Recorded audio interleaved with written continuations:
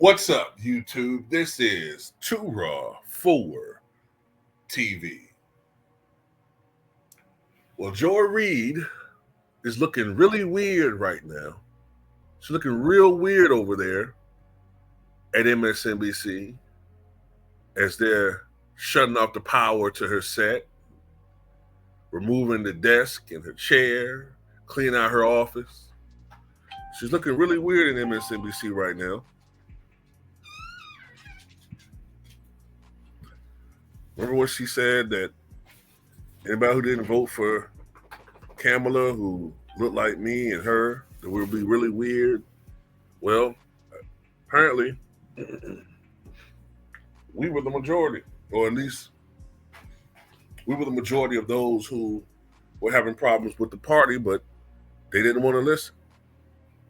They thought they could bully us and cajole us into staying in line and voting for a party that the main leaders already said they weren't going to do nothing for us. Now who's looking really weird? And it's interesting that the ratings collapsed after Election Day. Remember election night, MSNBC, for the first time in their history, had more viewers than CNN. I think they had over 6 million viewers. And then afterwards, the ratings collapsed. I remember reading Joy Reid's show fell 54%. I think it was 54, 55, something like that percent in the ratings the week after election. And it's interesting how MSNBC's ratings just totally collapsed like that versus Fox News, who, whether Trump loses or wins or whoever it is. And I think it has to do with the fact that, don't get me wrong, there's a lot of scumbags in MAGA. Absolutely. They're scumbags. And I don't rock with them either. But I do tend to think that they truly believe in what they believe in, right? It's not disjointed. They really believe in all that ideology. Whereas the Democrats more or less were pushing Trump can't win, Trump is the devil, Trump, and everything anti-Trump. And that was the only thing keeping all of them together, the ones who were going to vote for Kamala, because they're disjointed as hell. So when that didn't happen on Election Day, there was nothing keeping all of them together. So those who were just fed their constant daily hate of their constant daily hate quota of Trump, they crashed out. They crashed out on social media, and the ratings crashed out as well. That's just my little theory about what happened with MSNBC. But yeah, MSNBC is under new management. The new president of MSNBC, I think her name is Rebecca Cutler. She's getting rid of a lot of these programs. And the 7 p.m. broadcast hosted by Reid, who's 56, will be replaced by a new panel show featuring host Alicia Menendez, Simone Sanders Townsend, and Michael Steele. Now, Michael Steele used to be the Republican National Committee chairman some years ago. He was once considered a rising political star in the party back when the Republican Party was a little bit more diverse. And when I say diverse, I don't mean ethnically. I mean ideology-wise. There were more rhinos in the Republican Party, or Republicans in name only, as they like to put it. What really used to call moderate Republicans, liberal Republicans, Rockefeller Republicans. They don't exist anymore. Same thing how there's no such thing as yellow dog Democrats or blue dog Democrats. They don't exist anymore. But yeah, that tells me that MSNBC is probably going to try to move more to the center. So like how CNN was some years ago, maybe like the early Obama years before they went viciously to the left like they have. Um, but whatever the case may be, I don't know what's going to happen to Joy Reid. She'll probably, I don't know, go to some sort of, hell, she might go to CNN. Um, I know CNN has Jamel Hill.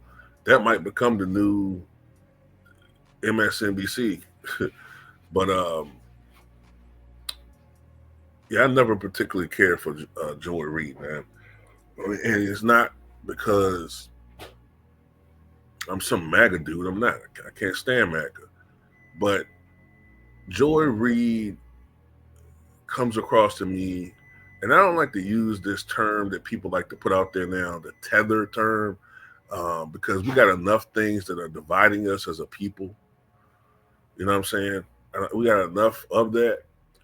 But at the same time, I will say this about Joy Reid. I don't like how she is somebody that has not had the typical black experience as far as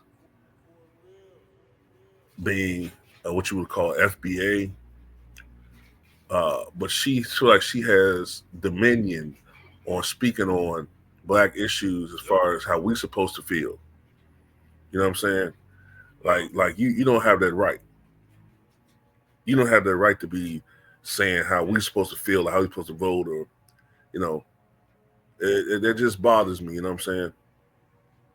And to sit here and poo-poo the issues that we have with the Democratic Party and make it seem like we don't have a choice. Yes, we do. And we, a lot of us, we made that choice on election day. Either we didn't vote, or in my case, I voted third party, or some brothers voted for Trump. And just because you voted for Trump doesn't mean that you are a buck dancer or any of the other stuff. Doesn't necessarily mean that. It just means that there are certain things going on in the Democratic Party a lot of people don't rock with. You know what I'm saying? This ain't the right format to talk about that in any detail. But, you know, the Democratic Party has a lot of soul searching. And I'm not, look, this is the thing. When they start getting on code again, the Democratic Party, and they become the party that I remember growing up in the 80s with Jesse Jackson and Walter Mondale, if they become that party again in the 80s, oh, I'll rock with them. Michael Dukakis, if they become that party again, then I'll rock with them. But they let the Bill Clintons of the world, they let the globalists of the world take over that party, the corporate interests, former Republicans. That's nothing that they talked about. A lot of former Republicans who don't fit in the current MAGA Republican Party moved over to the Democratic Party, and they've become just as bad, if not worse, than Republicans as far as being infiltrated and being compromised by Wall Street elite. You know what I'm saying? Like I said before, globalists. And you know what I'm saying? They've sold out.